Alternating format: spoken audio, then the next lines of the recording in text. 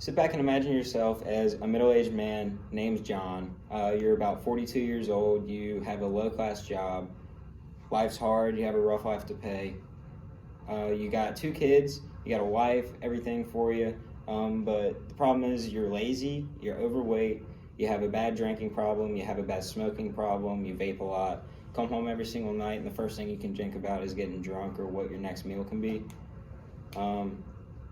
So what I'm trying to say is John over time is getting sick. He's getting more sick, and if he doesn't change his ways, then he's going to end up dying and just, not being there for his family because he has all these issues because he is living an unhealthy lifestyle.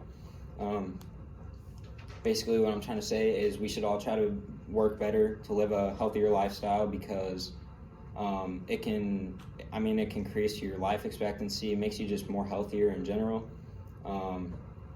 Doesn't make you prone to diseases as bad as what it usually would be if you were, having an unhealthy lifestyle.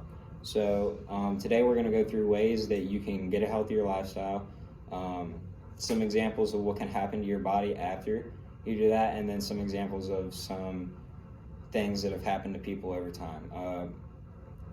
I have experience with this in my life because, I've had people in my life that have struggled with alcohol, smoking, being overweight and everything. So let's dive right into my first point. My first point is ways that you can live a healthier lifestyle. So if you're overweight, I've had people in my family do this for themselves. Get a membership at the gym. Anything you can. There's easy stuff that you can do to start out to make it a little easier on yourself before you start doing big things like lifting weights. You can go to the gym, start doing cardio, run on a treadmill, do a calorie deficit. You can do that anyways. Just cut down on what you want to cut down on. That can be carbs, sugar, whatever you want to cut down on. A lot of dairy products, they have fat in them. Use stuff like low fat dairy like Greek yogurt or anything. Veggies, of course, red meats, fish is very good for you. Chicken's very good for you. Beef, whatever, any red meats, venison's good for you. Whatever you can do any of that. And the next thing you can do after you do your little calorie deficit is, of course, work your way up. You can start lifting weights more, track your progress as you go to see how you're doing. And then also there's ways that you can stop like smoking and stuff. And I know that's gonna be hard at first. Smoking and drinking, that's a big addiction. It's hard for people, but ways that you can stop doing stuff like that is first, just try to find something else that can be addicting. Relax, maybe something like that. Find something that can help you relax, like meditating, anything like that. Just try anything you can to cut back on the alcohol usage. And over time, it's going to become a lot easier for you, and then you can end up stopping and stuff like that.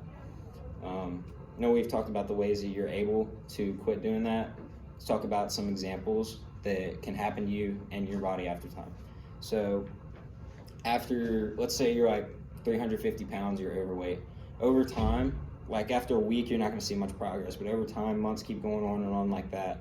If you stick to it, you stay strict with your diet, you stay healthy to it, you do everything you need to do, then you're gonna see a lot of impact come through your body. For one, it's gonna help blood flow with your body. Being overweight does issues with your heart. There's been a lot of people that have died from heart attacks and stuff like that in their life because of it. Example, I can use myself as an example. My grandpa, he had a heart attack. He didn't die from it, but he did have a heart attack because he was overweight. And they brought him back and everything, but that's an example of what that can do to you. Also, there is other ways, of course, that you can see different changes in your body is after you cut back on the drinking problem that you have. You're gonna see stuff happen, like you're gonna have better stuff with your liver. You're gonna have better liver function, better kidney function. Can lower risk for diseases like lung cancer. That's for smoking. Like throat cancer, anything like that, lung cancer, anything, that goes with the smoking.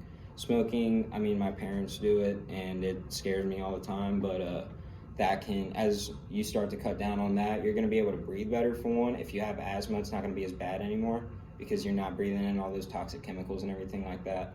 That'll lower your risk for throat cancer, lung cancer, whatever, mouth cancer, gum cancer, whatever.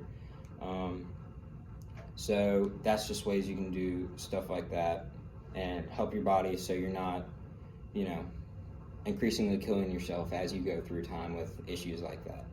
And that might be ways about that. Let's talk about ways that people in the world, like visualize ways people in the world have got through this. My first example will be a woman named Cassie Rikens. She started out, she was about 260 pounds. She was overweight. She was depressed. She was having troubles with her mental image of herself. So she got in the gym as soon as she could. She started running. She started eating. This is a biography by her, by the way. So this is my biography from Cassidy Rikens. She started running. She started eating. Over time, months came by. She gradually started to feel her body and see her body like evening out. She took progress pics, everything like that too, just to see herself like and how it would go down. Also, there's another lady named Katie Bolden, according to Shape.com, which is a weight loss source. Katie Bolden, she was laying about 300 pounds. Also, she had PCOS, she had multiple sclerosis, and she was like dying. Basically, she was dying. She knew that if she couldn't fix her ways, then she would end up dying for her family, her husband, her kids, everything. So she got into the gym. In 3 years, she lost 150 pounds, looked like a totally new person. She was healthy. She cut down on everything, and she's able to be there for her kids now. There's another woman, according to SmokingDrugFree.com, I'm pretty sure is what it is. Amanda B. Her name is Amanda B. She was a bad smoker. She smoked since she was like 13 years old. She almost killed her baby in the womb because her baby came out with all sorts of diseases. She was sick. All the time. She had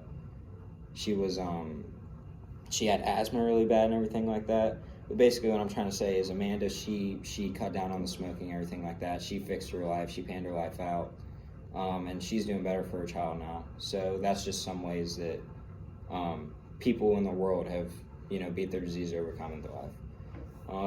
Now that we've talked about that, I just want to restate what we've went over today. We went over the ways that you can improve your life, healthier, ways that you're going to see changes in your body, and then some examples of people around the world and what their stories have been like. Remember, it's not always going to be the same for every single person. Every person's got a different body. Not everyone is going to, be the same. But just remember to try your best. Don't give up, and do your journey. You got this. Just don't give up on your journey.